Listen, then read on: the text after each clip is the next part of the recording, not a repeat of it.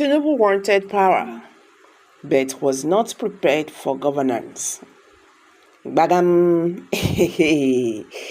Hello guys, welcome back to Prospect Channel TV. Thank you for coming out here. If you are just joining us, please kindly subscribe to this channel. Don't forget to give us a thumbs up.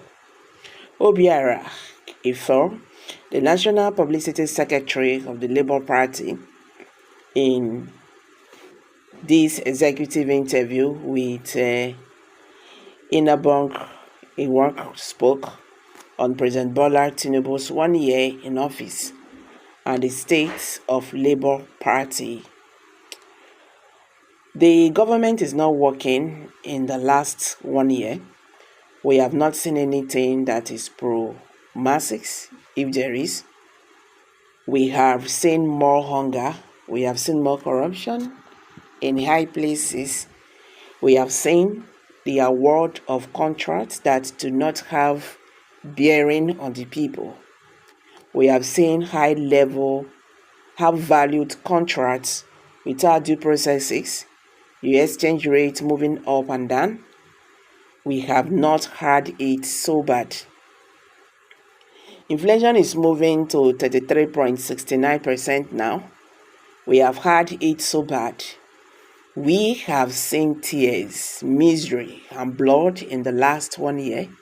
However, Nigerians know that there is hope on the horizon, and Nigerians have perseverance. But where did Tinubu get it wrong? Is it his policies? He was asked. It is not about policy now. It is about preparedness. Tinubu was not prepared. He wanted power, but he never knew the enormity of the problem on ground. The statistics they gave him before he ventured into this was largely glossed over, so he thought it was easy. You remember the Emilokon slogan. Tinubu came on the promise that it is their own turn to rule, not as if he has anything to offer. So, if it is not about policy, if you have competent person to drive policy, you will get bad results, and that is what we are getting today. From the economy to education, banking, anything you can think of, he is a statute with politicians that cannot think. Look at the man handling our defense, the man that could not do anything in Zamfara State. They made him the defense minister.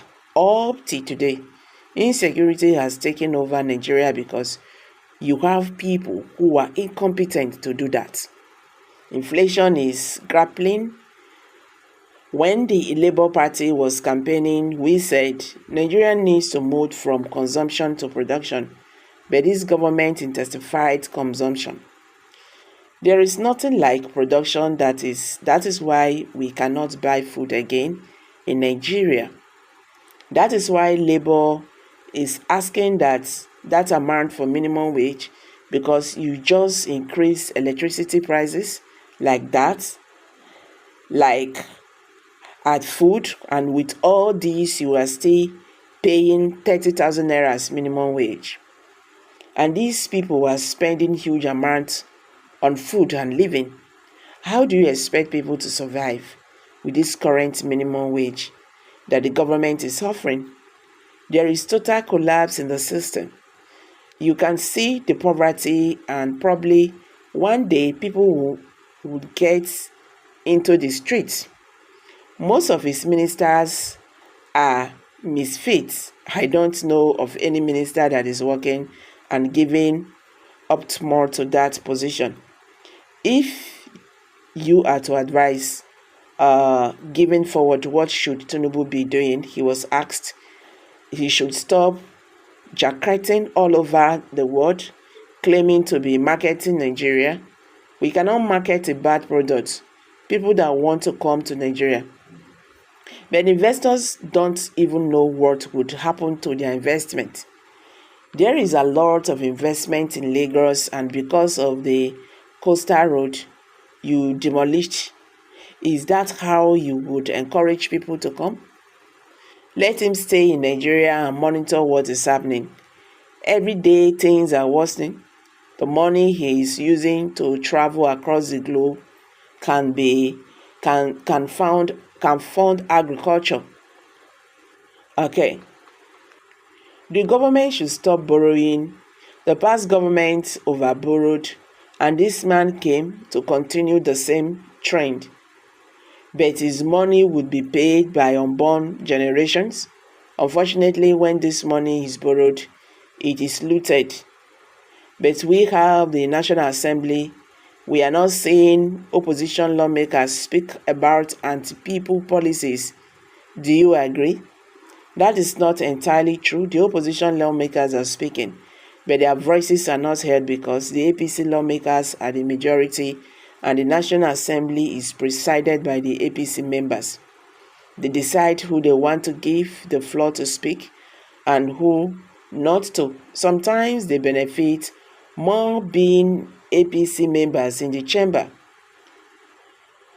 I am not saying Labour members cannot do more. They can do better, but in most of the committees you find less than 10% of opposition members chairing. Most of the committees are chaired by APC lawmakers. You saw what happened to an open Senator Ali Udome when he raised the alarm about budgetary spending. He was suspended because of his revelations. This is what opposition lawmakers suffer in the National Assembly. Okay, it's Ninge. All right, it's not Ali Udome, it was Ninge, Abdullahi Ninge. Peter Obi visited Atiku and other PDP chieftains. Could you speak at the meetings? The meeting is coming together of people of like minds, leaders who have studied the trajectory of Nigeria in the last 1 year, leaders who are listening to the cries of Nigerians, leaders who are taught that things are not going the way it should go. I mean leaders who are of the opinion that if they continue to watch in silence, Nigeria could go into serious crisis. They think it is proper for them to talk on how to liberate Nigeria from the administration of the present government. Every Nigeria, both the rich and the poor, is facing challenge by the current leadership in Nigeria today. The little we gathered from their meeting is that it has to do with politics, and that today our presidential candidate visited other presidential aspirants, including Bukola Sariki and Sule Lamido. Atiku also visited Babangida Aliyu of Niger State, and I think this visit is ongoing and good for policies. So guys, what's your take on this? Kindly drop your comments below the comment section. Obiara said President Bola Ahmed Tinubu did not really understand, the system in Nigeria when he said he wants to become Nigerian's president because it's done. Is he just wanted power but was not prepared for governance? Do you agree with him? Let's hear from you. Kindly drop your comments below the comment section. Thank you.